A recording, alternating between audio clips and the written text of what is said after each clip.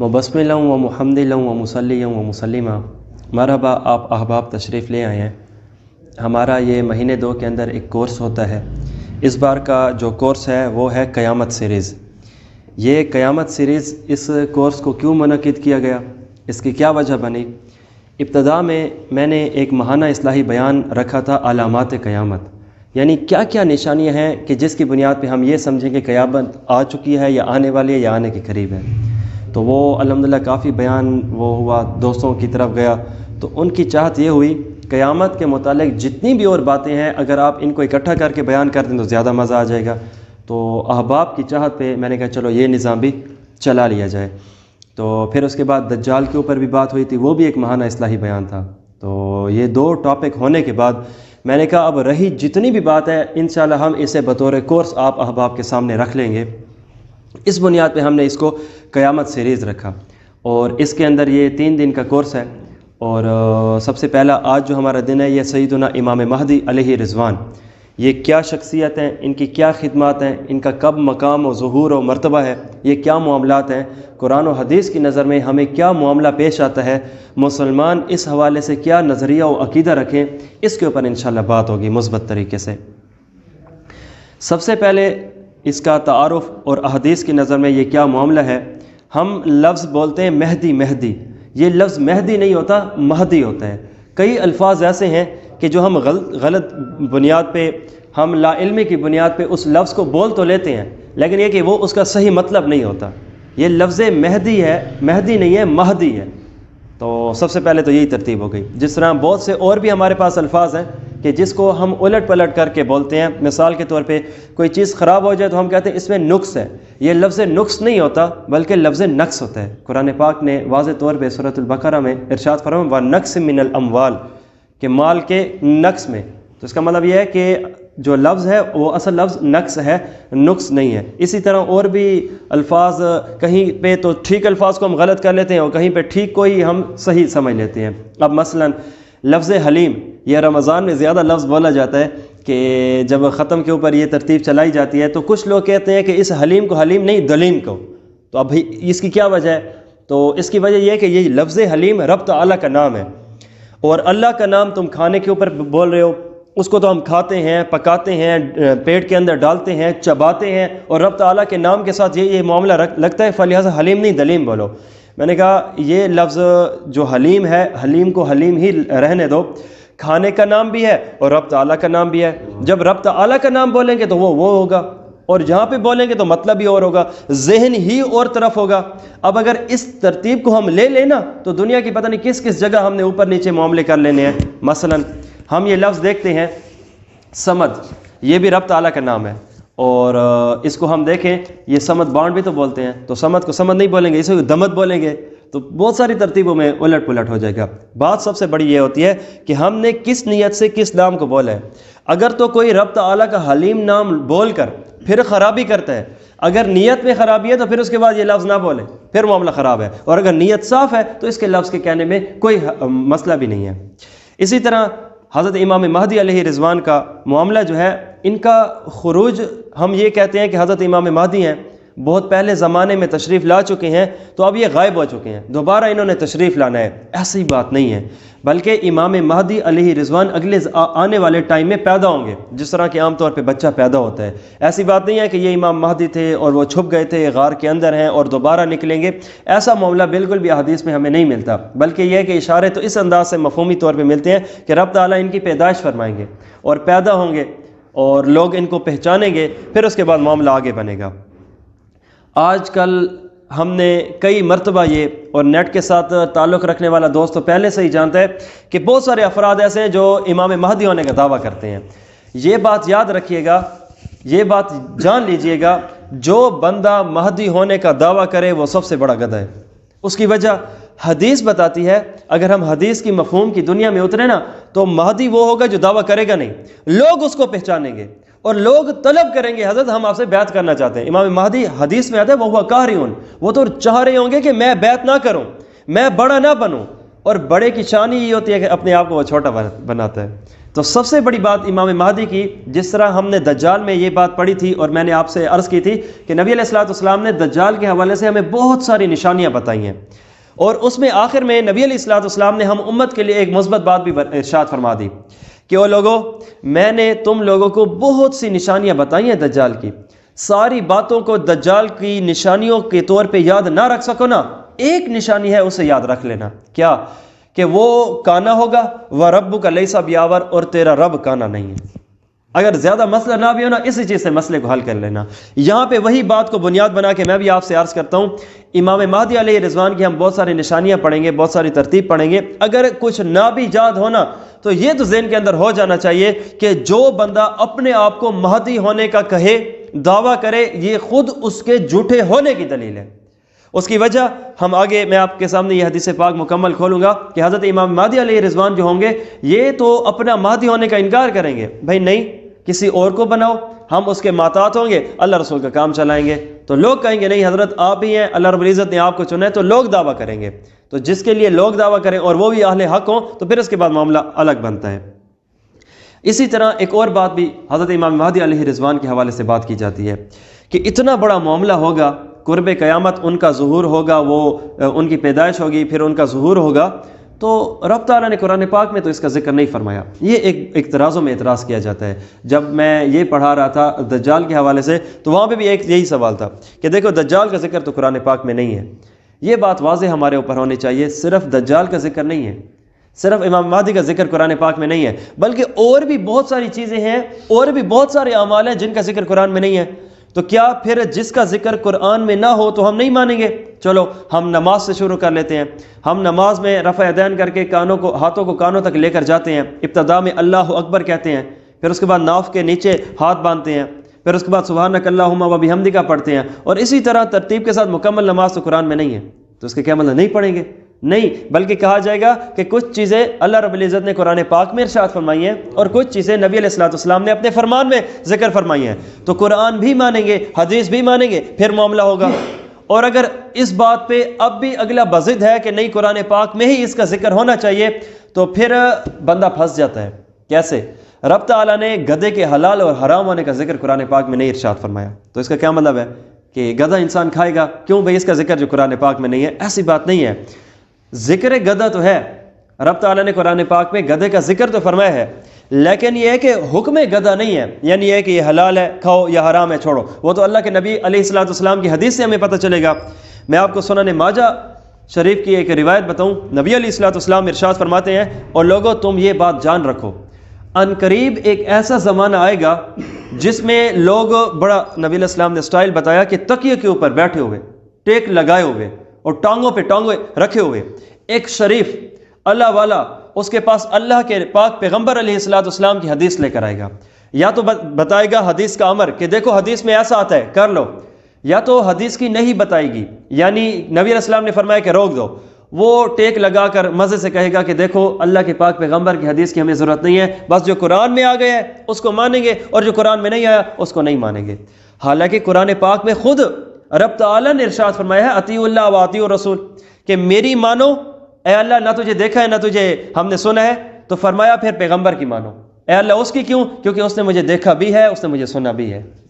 اس کی لیں گے، پھر اس کے بعد آگے ترتیب چلے گی۔ تو بہت سارے معاملات بگڑ جاتے ہیں اگر صرف قرآن کو لیا جائے، کیوں؟ حدیث ملے گی، پھر اس کے بعد اکٹھا دین معاملہ بنے گا، پھر قوم کے پاس آئے گا۔ تو اس لیے جہاں پہ رب تعالیٰ نے اگر قرآن پاک میں امام مہدی علیہ رضوان کا ذکر نہیں فرمایا نا تو کوئی مسئلہ نہیں ہے۔ کدھر فرمایا؟ حدیث پاک میں واضح طور پر ارشاد فرمایا ہے کہ کہاں پہ کیا معاملہ ہوگا اور کیسی ترتیب ہوگی۔ تعارف مہدی، حضرت امام مہدی علیہ رضوان کا اصل نام مہدی نہیں ہے بلکہ ان کا نام محمد ہے، اور مہدی ہم جو کہتے ہیں بار بار امام مہدی، وہ ان کا لقب ہوگا، ہدایت یافتہ اور ہدایت دینے والا، ہادین و مہدین۔ تو یہاں پہ جو لفظ حضرت امام مہدی کا ہے نام ہے، اصل نام ان کا امام مہدی ہے، محمد ہے، اور ان کے ابو کا نام حضرت عبداللہ ہے۔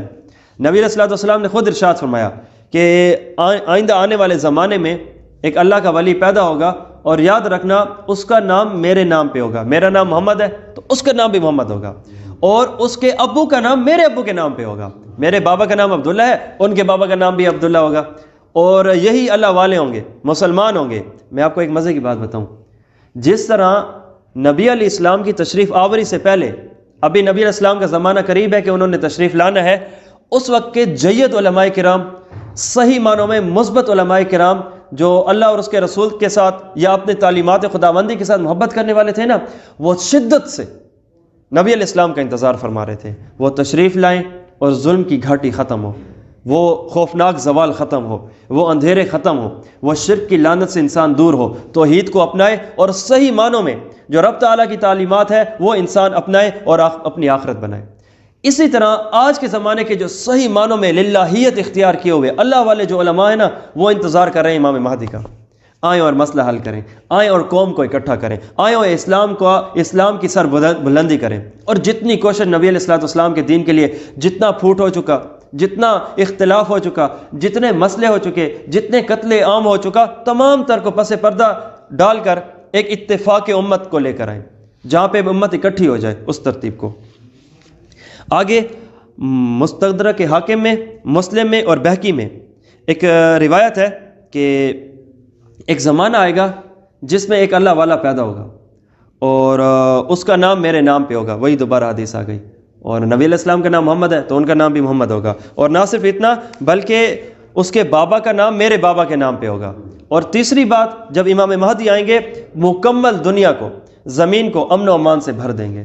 حضرت امام مہدی علیہ رضوان کے آنے سے پہلے کافی زمین کے اندر ظلم ہوگا، فساد ہوں گے، ایک بالکل ظلم کا اتنا اندھیرا ہوگا کہ ہر ایک بندہ چاہ رہا ہوگا کہ ہمارے لیے قبرستان کی قبر بہتر ہے گھر کے اندر کمرے کی بجائے۔ تو حضرت سنن ابی داود ہے، حضرت علی المرتضیٰ اشارہ فرماتے ہیں کہ مہدی میرے بیٹے حسن کی اولاد سے ہوگا۔ نبی علیہ السلام حضرت علی المرتضیٰ رضی اللہ عنہ نے اس حوالے سے ارشاد فرمایا تھا کہ حضرت علی نے اپنے بیٹے حسن کی طرف اشارہ کر کے کہ ہمارے نبی علیہ السلام نے ارشاد فرمایا تھا کہ قرب قیامت ایک اللہ والا پیدا ہوگا، لقب مہدی، اور وہ کس کی نسل سے ہوگا؟ حضرت امام حسن کی نسل سے ہوگا۔ اور پھر اس کے ساتھ یہ جو ہے امام بہقی کی روایت ہے، انہوں نے فرمایا کہ نبی علیہ السلام ارشاد فرماتے ہیں مہدی آئے گا اور وہ من اطرتی، میرے خاندان سے ہوگا، اور من ولد آدم، من ولد فاطمہ، وہ فاطمہ کی اولاد سے ہوگا۔ گویا نبی علیہ السلام کی یہ پیشن گوئی کہ وہ حضرت فاطمہ کی اولاد سے ہوگا۔ اب حضرت فاطمہ کی اولاد ہے، حضرت حسن بھی ہیں، حسین بھی ہیں، پھر مزید حضرت علی المرتضیٰ نے ارشاد فرمایا کہ وہ جو ہے حضرت حسن کی اولاد میں سے ہوگا۔ اور علماء اس حوالے سے لکھتے ہیں کہ وہ باپ کی طرف سے حسنی ہوگا اور ماں کی طرف سے حسینی ہوگا، اور جو باپ اور ماں دونوں کی طرف سے سید ہو نا، اسے کہتے ہیں نجیب الطرفین، یعنی ایک ایسی شخصیت ہوگی جو سید سادات کے حوالے سے مکمل برکات سے بھری ہوئی ہوگی۔ یہ وہ ایک شخصیت ہے۔ مرکات میں مولا علی قاری رحمۃ اللہ علیہ لکھتے ہیں کہ جس طرح حضرت ابراہیم علیہ السلام تھے نا، ان کے دو بیٹے حضرت اسحاق علیہ السلام بھی ہیں، حضرت اسماعیل علیہ السلام بھی ہیں۔ حضرت اسحاق سے رب تعالیٰ نے بہت سے نبی پیدا فرمائے، اور اسماعیل علیہ السلام سے صرف ایک ہی نبی پیدا فرمایا، محمد عربی صلی اللہ علیہ وسلم۔ ایک نبی ایسے آئے جو باقی نبیوں سے بڑھ کر تھے۔ اسی طرح قرب قیامت رب تعالیٰ حضرت علی المرتضیٰ کے ایک بیٹے حضرت حسن بھی ہیں، ایک بیٹے حضرت حسین بھی ہیں۔ حسین رضی اللہ عنہ کے نسل مبارک سے بہت سے اللہ والے آئے، بہت سے ولی اللہ آئے، لیکن امام حسن رضی اللہ عنہ کے نسل سے قرب قیامت ایک ایسا بہتر ولی آئے گا جو تمام ولیوں کا سردار ہوگا۔ اسحاق علیہ السلام اور حضرت اسماعیل علیہ السلام دونوں سے انبیاء، لیکن اسماعیل علیہ السلام سے ایک ہی نبی اور وہ باقیوں پہ حاوی۔ اسی طرح حسین رضی اللہ عنہ اور حضرت حسن دونوں سے اللہ کے ولی اللہ رب العزت نے پیدا فرمائے، لیکن قرب قیامت حضرت حسن کی اولاد سے ایسا بہتر مہدی اللہ والا پیدا ہوگا جو باقیوں کا سردار ہوگا، باقیوں کا سب سے بڑا ہوگا۔ اور علماء اس کی وجہ لکھتے ہیں کہ حضرت حسین کی نسل سے بھی تو ہو سکتے تھے، اور حضرت حسن کی نسل سے ہی کیوں ہوئے؟ تو ایک اشارہ وہ دیتے ہیں بہتر۔ اس کی وجہ ممکن ہے کہ یہ ہو سکتی ہے، اگر ہم حضرت صحابہ کرام کا زمانہ یاد کریں، حضرت امیر معاویہ کے ہاتھ پہ سیدنا حسن رضی اللہ عنہ نے صلح کر کے ساری خلافت ان کے ہاتھ میں دے کر دستبردار ہو گئے تھے، معاملے کو چھوڑ دیا تھا۔ تو ممکن ہے رب تعالیٰ دوبارہ انہی کی نسل سے ایک ایسا اللہ والا پیدا کرے جو دوبارہ پوری دنیا کے اوپر حکومت کرے گا، بطور انعام ان کو واپس معاملہ چلا دیا جائے۔ اور اگر یہ ذہن میں آئے کہ وہ تو حضرت حسن رضی اللہ عنہ نے کمال کیا تھا، تو دوبارہ اولاد میں آ کے ان کے کمال کو باقی رکھنا اور ان کو آ کے انعام دینا، اس کی کیا وجہ میں آپ کو بتاؤں۔ قرآن پاک سورۃ الکہف ہمیں یہ بات ارشاد فرماتی ہے کہ حضرت موسیٰ اور خضر علیہ السلام ایک بستی کے قریب گئے اور ان کو کہا کہ ہم مسافر ہیں، کچھ کھانا تو کھلاؤ، بھوک لگی ہے۔ تو انہوں نے کہا کہ فَأَبَوْا أَن يُضَيِّفُوهُمَا، انہوں نے انکار کیا کہ مہمان نوازی تم سے نہیں کریں گے۔ تو جیسے حضرت خضر علیہ السلام آنے لگے ہیں تو راستے میں ایک دیوار ہے جو ٹوٹنے کے قریب ہے، اور اس ہی کی بستی میں ہے جہاں پہ انہوں نے انکار کیا تھا کہ ہم آپ کو کھانا نہیں کھلاتے۔ تو حضرت موسیٰ علیہ السلام کو ساتھ لگا کے دیوار کو گرا کے دوبارہ اثر نو خوب دوبارہ تعمیر فرمائی۔ تو حضرت موسیٰ علیہ السلام نے فرمایا اے خضر تیرا عجیب معاملہ ہے، پیچھے جن بندوں نے تمہارے ساتھ نیکی کی تھی کہ تمہیں انہوں نے کشتی میں بٹھایا تھا تو تم نے ان کی کشتی کو توڑ دیا تھا،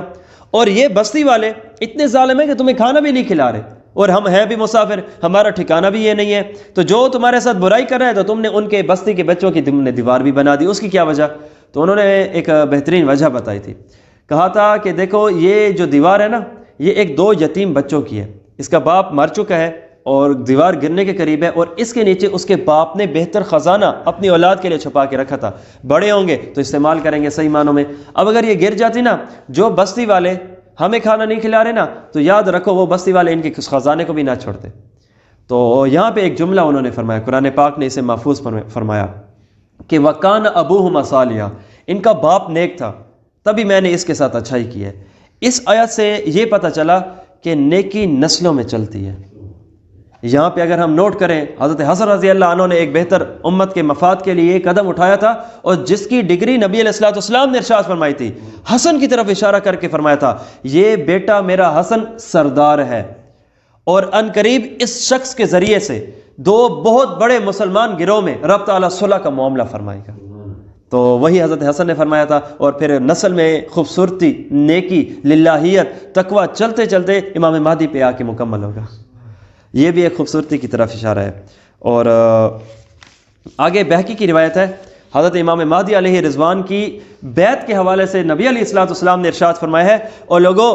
تمہارے زمانے میں مہدی ظاہر ہو، تم لوگوں کو خبر ہو کہ امام مہدی علیہ رضوان ظاہر ہو چکے ہیں، تو ان کے پاس بیعت کرنے کے لیے ضرور پہنچنا، اور اگر تمہارے پاس کوئی دشواری ہو، میں محمد عربی صلی اللہ علیہ وسلم ارشاد فرماتا ہوں کہ اگر برف پہ گھسٹ کے بھی تمہیں آنا پڑے نا، گھسٹ کے آنا، بیعت ضرور کرنا۔ اتنی تربیت، اتنی اہمیت بتائی گئی۔ اور نبی علیہ السلام کے فرمان کے مطابق حدیث پاک میں آتا ہے کہ ایک خلیفہ ہوگا، وہ مر جائے گا،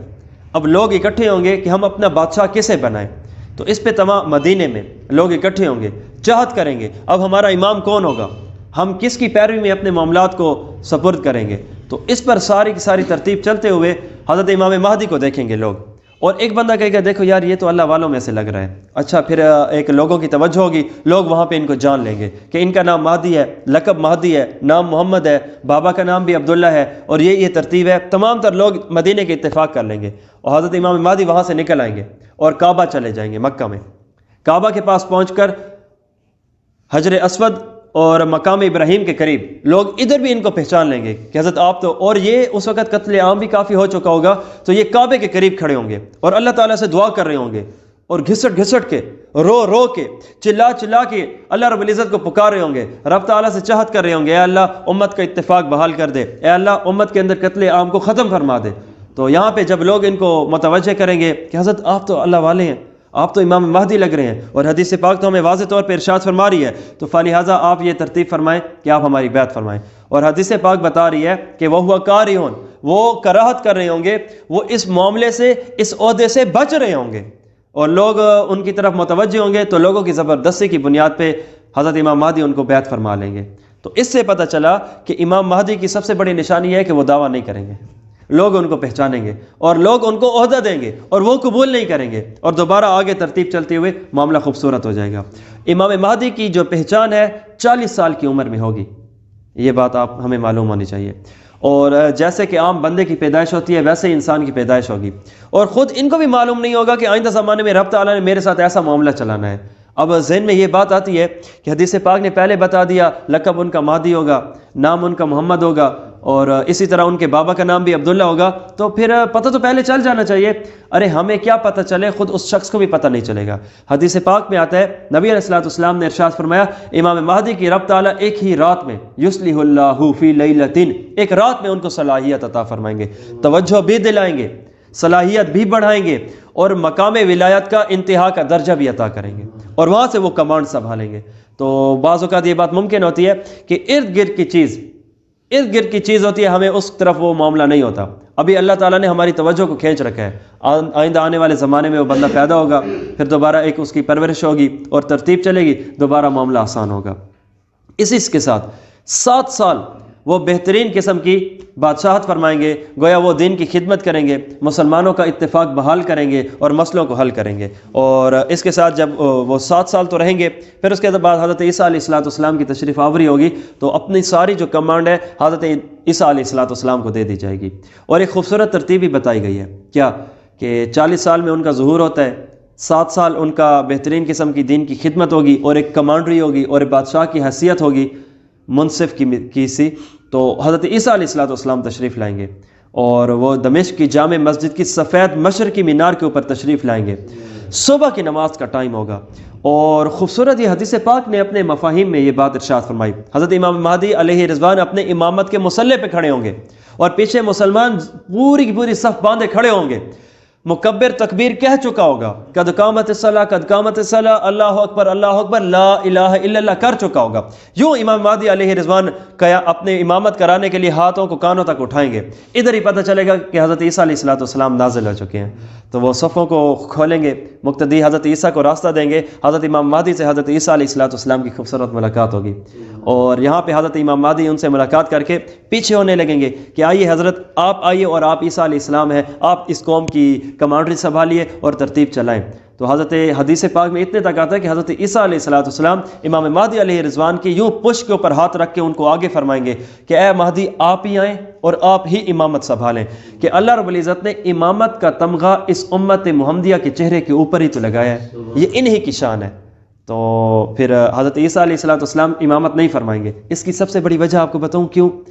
سب سے بڑی وجہ یہ ہے کہ قوم کو کہیں ایسے معلوم نہ ہو، کہیں عیسائیت یہ نہ سمجھنے لگ جائے کہ اب تو امت محمدیہ بھی حضرت عیسیٰ علیہ السلام کے پیچھے آ گئی ہے، تو گویا اب لا الہ الا اللہ محمد رسول اللہ کہیں ختم تو نہیں ہو گیا، لا الہ الا اللہ عیسیٰ روح اللہ تو دوبارہ بحال نہیں ہو گیا، اب کیا قرآن کو چھوڑ تو نہیں دینا، اب کیا انجیل کے اوپر تو عمل نہیں کرنا، بلکہ حضرت عیسیٰ علیہ السلام پیچھے مقتدی ہو کر نماز پڑھیں گے، آگے امام مہدی نماز پڑھائیں گے۔ قوم کو یہ میسج دینا ہے کہ حضرت عیسیٰ علیہ السلام بطور امتی تشریف لے کر آئے ہیں، اور حضرت امام مہدی، اچھا رب تعالیٰ نے حضرت عیسیٰ علیہ السلام کو مقتدی تو بنایا ہے، ساتھ یہ ہے کہ امام بھی کوئی عام نہیں رکھا۔ اگر ایک طرف حضرت عیسیٰ علیہ السلام کو مقتدی بنایا نا،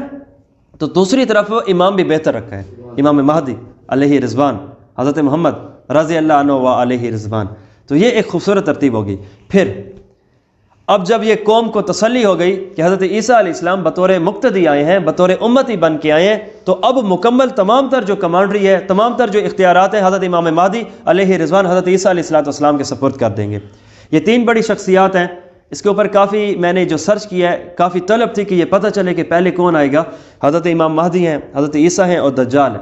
آنے میں سب سے پہلے کس کا ظہور ہوگا، کس کا وقوع ہوگا، کیا ترتیب چلے گی؟ سب سے پہلے حضرت امام مہدی علیہ رضوان کا پتہ چلے گا، جیسے کہ میں نے آپ کو ترتیب بتا دی کس انداز سے وہ مینا کے موقع پر، اور حج کا زمانہ ہوگا، کافی حاجیوں کا بھی قتل کیا جائے گا اور حاجیوں کو واپس کیا جائے گا، آپس میں اتنی لڑائی کی شدت ہوگی، اور کتنے حاجی تو قتل ہو جائیں گے، کچھ واپس آ جائیں گے، اور اسی کا عالم ہوگا۔ تو اس کے بعد دجال ظاہر ہوگا،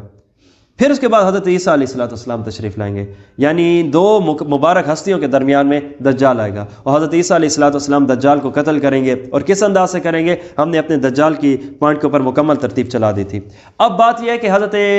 امام مہدی کا نام تو حدیث نے بتا دیا کہ محمد ہے، بابا کا نام تو سمجھا دیا کہ ان کا نام عبداللہ ہے، تو اب ان کی والدہ کا نام کیا ہے تو یہ حدیث میں نہیں آتا۔ تو یہ چند ایک علماء کی ایک رائے کے طور پر بات ہے کہ ممکن ہے کہ ان کی والدہ کا نام آمنہ ہو، یہ بات ممکن ہے، اور اس کا حدیث میں ذکر ہمیں نہیں ملتا۔ اور حضرت امام مہدی علیہ رضوان جب تشریف لے کر آئیں گے تو جنگ کا زمانہ ہوگا، شدت کی جنگ ہوگی، اور حضرت امام مہدی جب لوگوں سے بیعت لیں گے وہ جنگ کی لیں گے کہ میرے ساتھ اگر تم بیعت کرتے ہو، جب تم نے میرا مقام و مرتبہ جان لیا، پہچان لیا ہے، تو پھر میں تمہیں یہ کہتا ہوں مسئلہ حل اب پیار محبت سے نہیں ہوگا، اخلاق اور بولنے سے نہیں ہوگا، تو اب اللہ کے لیے ہم نے لڑنا ہے۔ تو حدیث بتاتی ہے کہ لشکر 3 حصوں میں تقسیم ہو جائیں گے۔ پہلے ابتدا میں تو سارے کے سارے افراد کر لیں گے بیعت، پھر اس کے بعد 3 حصوں میں اس انداز سے تقسیم ہو جائیں گے کہ پہلا لشکر جو امام مہدی کے ساتھ ہو کر لڑے گا، لڑنے کے دوران یہ ڈر جائے گا، خوف زدہ ہو جائے گا، خوف سے یہ پیچھے ہو جائے گا، تو جنگ سے یہ بھاگ جائے گا پیچھے۔ حدیث بتاتی ہے کہ یہ رب تعالیٰ کے مغضوب بندے ہوں گے، رب کا ان پہ غصہ ہوگا، اور اس انداز سے کہ ان کی قیامت کی صبح تک دوبارہ توبہ قبول نہیں ہونی۔ اگر ایک طرف اللہ تعالیٰ نے بہت سارے مقام عطا فرمائے ہیں، انعام عطا فرمائے ہیں، تو دوسری طرف ناقدری کرنے پہ اتنا بڑا گناہ بھی ہوگا۔ دوسرا حصہ وہ شخص وہ ہوں گے جو حضرت امام مہدی علیہ رضوان کے ساتھ ہوں گے اور شہید ہو جائیں گے۔ حدیث بتاتی ہے یہ کائنات کے اس وقت کے لوگ افضل ترین شہداء ہوں گے جو اللہ کے لیے اپنی جان دیں گے۔ اور تیسری قسم کے وہ بندے ہوں گے جو حضرت امام مہدی کے ساتھ ہوں گے، لڑیں گے، فتح یاب ہوں گے، اور پورے کے پورے جو اللہ کے لیے علاقے ہیں وہ لے لیں گے، صلح قائم کر لیں گے۔ اور حدیث بتاتی ہے کہ یہ پھر ایسے افراد زندہ ہوں گے جو اس وقت روئے زمین پہ سب سے بڑھ کے اللہ والے ہوں گے، اور یہ دوبارہ کسی فتنے میں مبتلا نہیں ہو سکیں گے۔ ان کی اتنی اس انداز سے خوبصورتی ہوگی۔ پھر مسلم شریف کی روایت ہے کہ جابر رضی اللہ عنہ ارشاد فرماتے ہیں کہ ایک آخر زمانے میں خلیفہ ظاہر ہوگا اور تقسیم المال ولا یعدہ، وہ مال تقسیم کرے گا، اور مال کے تقسیم کرنے کا میں آپ کو خوبصورت انداز بتاؤں۔ ایک بندہ آئے گا، وہ چاہے گا کہ حضرت مجھے مال تو دو، وہ کہے گا کہ جاؤ میرے خزانچی کے پاس چلے جاؤ، اسے کہو کہ مہدی تمہیں حکم دیتا ہے کہ تم مجھے مال دو، اور ولا یعدہ، حضرت مجھے بتاؤ آپ نے جو کہا ہے کہ آپ مجھے مال دے رہے ہو کتنا دے رہے ہو، کہا جتنا اٹھا سکتے ہو اٹھا لو۔ اور حدیث پاک میں آگے اس کی مزید بھی تفسیر ہے۔ حدیث پاک میں آتا ہے امام مہدی علیہ رضوان یہاں پہ لوگوں کو اکٹھا کریں گے اور فرمائیں گے مال کی ضرورت ہے،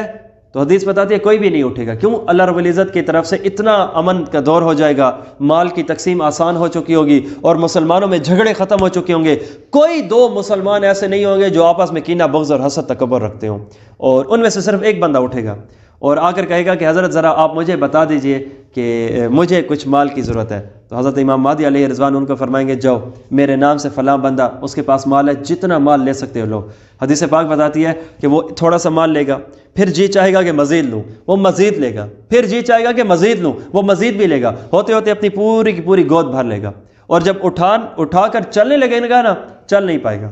تو امام مہدی علیہ رضوان کے پاس آئے گا کہ حضرت اس طرح ہے کہ میں نے اتنا مال تو لیا تھا، اب یہ کہ میں اٹھا نہیں سکتا، تو یہ ہے کہ میں آدھ لے لیتا ہوں، باقی آپ واپس کر لیں۔ اب ذرا امام مہدی کا جملہ سنیے، حدیث بتاتی ہے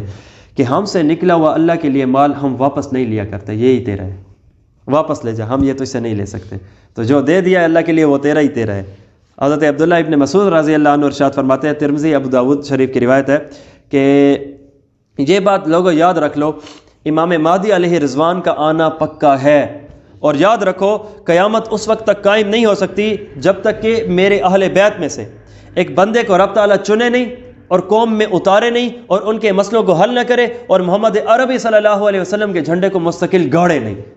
اور مکمل ترتیب سے اسلام پھیلائے نہیں۔ اور یاد رکھنا کہ اگر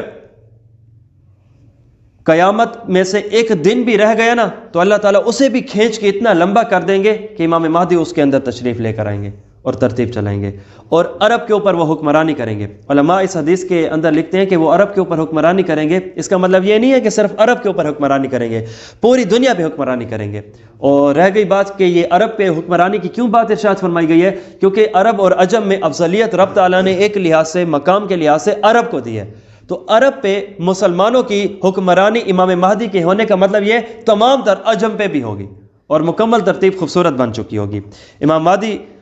کے بارے میں آتا ہے کہ ابو داود شریف کی روایت ہے، حضرت ام سلمہ رضی اللہ عنہ ارشاد فرماتی ہیں کہ نبی علیہ السلام سے میں نے بھی اس بات کو سنا تھا اس حوالے سے کہ حضرت امام مہدی جو ہیں یہ حضرت فاطمہ رضی اللہ عنہ کی اولاد میں سے ہوں گے، اور اس پہ تو ہم ترتیب چلا چکے ہیں کہ فاطمہ رضی اللہ عنہ کی اولاد میں سے پھر آگے جو ہیں ان کے بچے ہیں، تو حضرت حسن رضی اللہ عنہ کی اولاد میں سے ہوگا۔ آگے حضرت امام مہدی کا نبی علیہ السلام نے حلیہ تک ارشاد فرمایا ہے۔ ارشاد فرمایا، ابو داود شریف کی روایت ہے، حضرت ابو سعید خدری رضی اللہ عنہ ارشاد فرماتے ہیں مہدی میری اولاد میں سے ہوگا، ایک جملہ، اور سن لو وہ روشن کشادہ پیشانی والا ہوگا، اور تھوڑی سی اونچی جو ابھری ہوئی خوبصورت ناک ہوتی ہے وہ ویسے ہوگا۔ اور سنو اور لوگوں، وہ زمین کو عدل و انصاف سے بھر کے رکھ دے گا۔ ایک تو ہوتا ہے نا انصاف کرنا، ایک ہوتا ہے اس کو بھر کے رکھ دینا، یعنی یہ ہے کہ انصاف اتنا کہ بہہ رہا ہوگا، کسی بندے کو کسی بندے سے دو نمبری کا ڈر بھی نہیں ہوگا کہ یار یہ میرے ساتھ کیا کرے گا، تو ایک تو ڈر بھی نہیں ہوگا، اور عدالت بھی قائم ہوگی، خوبصورت طریقے سے ترتیب و نظام ہوگا، اور 7 برس تک رہے گا اور برسر پہ اقتدار ہوگا۔ پھر اس کے بعد جو ترتیب ہوگی حضرت امام مہدی علیہ رضوان حضرت عیسیٰ علیہ السلام کو دے دیں گے مکمل۔ حضرت علی المرتضیٰ رضی اللہ عنہ ارشاد فرماتے ہیں، یہ ابو داود شریف کی روایت ہے، بخارا اور سمرقند یہ ایک علاقے ہیں، وہاں پہ ایک شخص ظاہر ہوگا، اور اس کا نام تک بتایا، اس کا نام ہوگا حارث، اور اس کا بہت بڑا لشکر ہوگا، اور اس لشکر کا جو سب سے آگے حصے کے اندر بندہ ہوگا نا، اس کا نام منصور ہوگا۔ تو یہ ایک خیر کا لشکر ہوگا، اور اس کے اندر یہ میرے اہل بیت میں سے ایک فرد کو آ کر پناہ دے گا۔ اور لوگوں، میں محمد صلی اللہ علیہ وسلم تمہیں یہ کہہ رہا ہوں، اگر تم اپنے زمانے میں اس لشکر کو پاؤ، ان افراد کو پاؤ، تو میں تم سے یہ مطالبہ کرتا ہوں کہ اس جو حارث نام کا بندہ ہے اس کی مدد بھی کرنا، اس کی تائید بھی کرنا، کیونکہ اس نے میرے اہل بیت میں سے ایک فرد کو پناہ دی ہوگی۔ اور علماء اس حدیث سے لکھتے ہیں اشارہ کہ نبی علیہ السلام کا اس بات کے اشارہ اس طرف ہو رہا ہے کہ میرے اہل بیت میں سے جس فرد کو پناہ دے گا، اس کا مطلب یہ ہے کہ وہ امام مہدی کو پناہ دے گا، ترتیب آسانی سے۔ اچھا جی، 7ویں نمبر حدیث ہے، حضرت علی المرتضیٰ رضی اللہ عنہ ارشاد فرماتے ہیں، مسند احمد کی روایت ہے کہ ارشاد فرماتے ہیں مہدی میرے اہل بیت میں سے ہوگا، اور رب تعالیٰ ایک رات میں اس کی اصلاح فرمائیں گے، جس پہ میں نے ابھی بات کی ہے۔ کیا کہ حضرت امام مہدی علیہ رضوان کے اندر وہ صلاحیت ابتدا میں نہیں ہوگی، اللہ رب العزت جب لوگوں کے ذریعے سے ان کا چناؤ کروائیں گے تو رب تعالیٰ جہاں پہ چناؤ ہوگا تو وہاں پہ آسانی بھی ہوگی، قابلیت بھی ہوگی، صلاحیت بھی ہوگی۔ اور دیکھیے نا، 40 سال میں ان کا اظہار ہو رہا ہے، اور 7 سال میں، زیادہ نہیں، 7 سال میں کیا خوبصورت ان کی ترتیب ہوگی کہ وہ پوری کی پوری دنیا میں عدل و انصاف کا معاملہ بھر کے رکھ دیں گے، حتیٰ کہ مال کا اتنا اضافہ ہو جائے گا، اتنا اضافہ ہو جائے گا کہ ایک بندے سے بلکہ وہ پورے لشکر کو کہیں گے، ارشاد فرمائیں گے کہ کسی کو مال ضرورت ہے، ہر کوئی کہے گا پورا ہے، کسی کو ضرورت نہیں، حتیٰ کہ ایک بندہ زکوٰۃ لے کے گھوم رہا ہوگا کہ میں اپنی زکوٰۃ کسی کو دوں، کسی بندے کو بمشکل جا کے تلاش کرے گا اور جا کر کہے گا کہ یہ زکوٰۃ لے لو، وہ کہے گا جناب میں خود بھی مال والا ہوں، میں کسی غریب کو ڈھونڈ رہا ہوں، اور اگر ملے نا مجھے بھی بتا دینا، میں نے اسے بھی دینی ہے۔ آج کے دور میں زکوٰۃ دینے والے کم ہیں، لینے والے زیادہ ہیں، اور اس وقت کا معاملہ الٹ ہو چکا ہوگا کہ زکوٰۃ دینے والے زیادہ ہوں گے، ہر ایک کو اتنا مال ہوگا، آسانی ہوگی، فراوانی ہوگی۔ حدیث پاک میں آتا ہے حضرت عیسیٰ ابن مریم اتریں گے، حضرت جابر رضی اللہ عنہ ارشاد فرماتے ہیں اس وقت امیر مہدی عرض کریں گے کہ آئیے نماز پڑھائیے، تو اس وقت حضرت عیسیٰ علیہ السلام ارشاد فرمائیں گے نہیں، اور لوگوں محمد عربی صلی اللہ علیہ وسلم کی امت کی یہ شان ہے کہ امام تمہارا ہی ہوگا، جس طرح کہ نبی علیہ السلام ارشاد فرماتے ہیں، اور لوگوں اس وقت تم امت محمدیہ کی کیا شان ہوگی کہ تم میں حضرت عیسیٰ علیہ السلام اتریں گے۔ اور ایک دوسری بات بھی سنو، جب وہ اتریں گے نا، وَإِمَامُكُم مِّنكُم، امام تمہارے اپنے ہی امت کا ہوگا، کوئی دور سے نہیں آیا ہوگا۔ تو یہاں پہ وہی اشارہ اس کی طرف ہے۔ اچھا،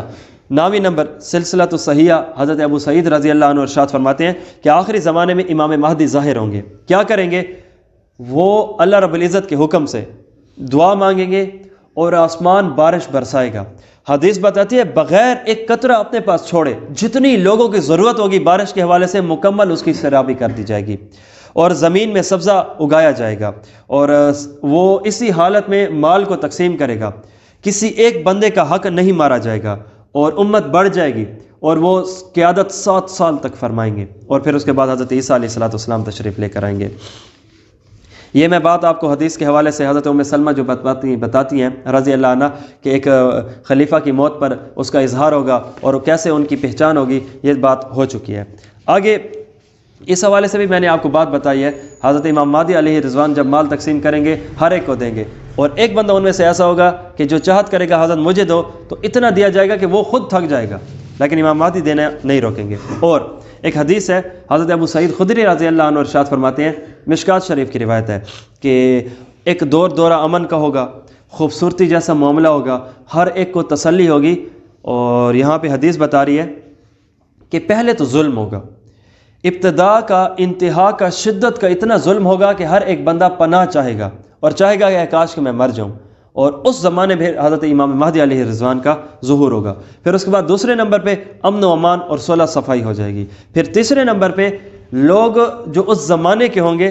خیر و برکت کو دیکھ کر چاہت کریں گے، یہ چاہیں گے کہ اے کاش کہ ہمارے جو پیارے ہم اپنے ہاتھوں سے جن کو دفن کر چکے ہیں نا، اے کاش کہ یہ نہ مرتے، یہ بھی زندہ ہوتے۔ اور اس کی وجہ کہ امام مہدی کا کتنا خوبصورت دور ہے، کوئی کسی کو کسی سے کوئی لینا دینا نہیں ہے، کوئی کسی سے کسی کی دشمنی نہیں ہے، اے کاش کہ وہ بھی دیکھ لیتے۔ یہ تھا مختصر حضرت امام مہدی علیہ رضوان کا معاملہ، تو اس کے اوپر ہماری بات مکمل ہوئی۔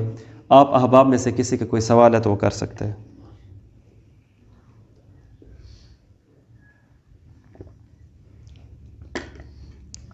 ہمارا کل کا ٹاپک ہے حضرت سیدنا عیسیٰ علیہ السلام۔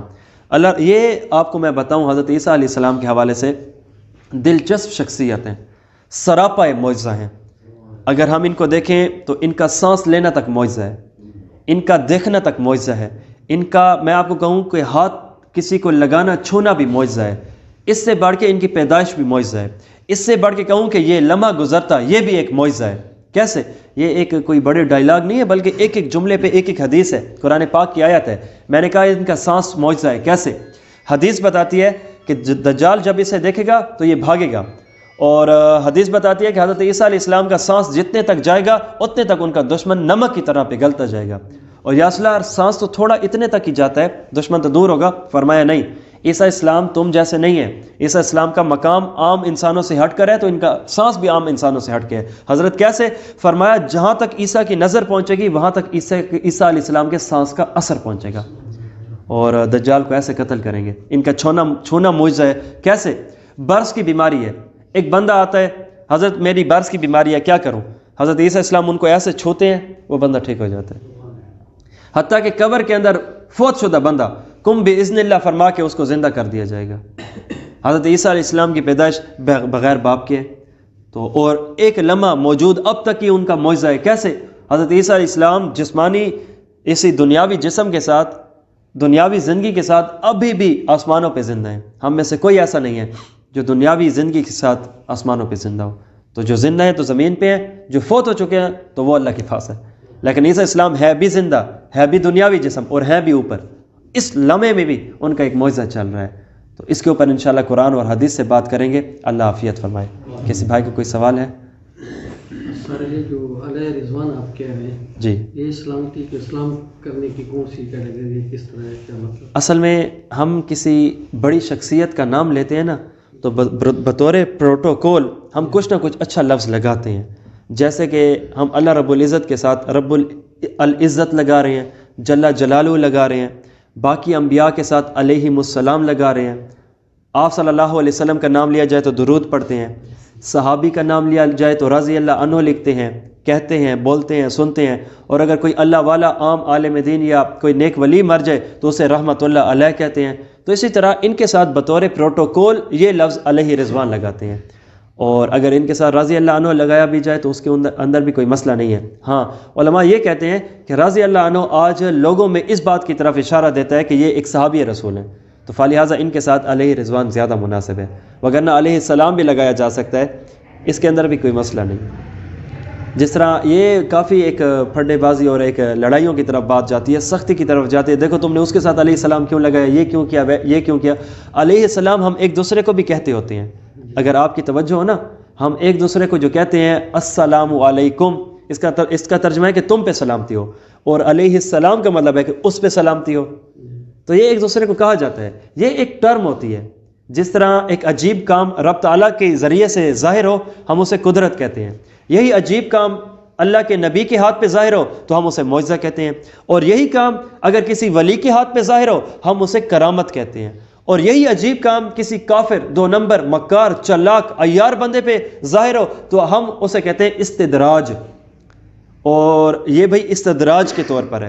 تو علمی دنیا میں یہ کہا جاتا ہے اچھا یہ کسی دو نمبر کافر کی بات ہو رہی ہے، تو یہاں پہ ایک ترتیب ہوتی ہے، مرحلہ ہوتا ہے۔ اللہ تعالیٰ عمل کرنے کی توفیق عطا فرمائے۔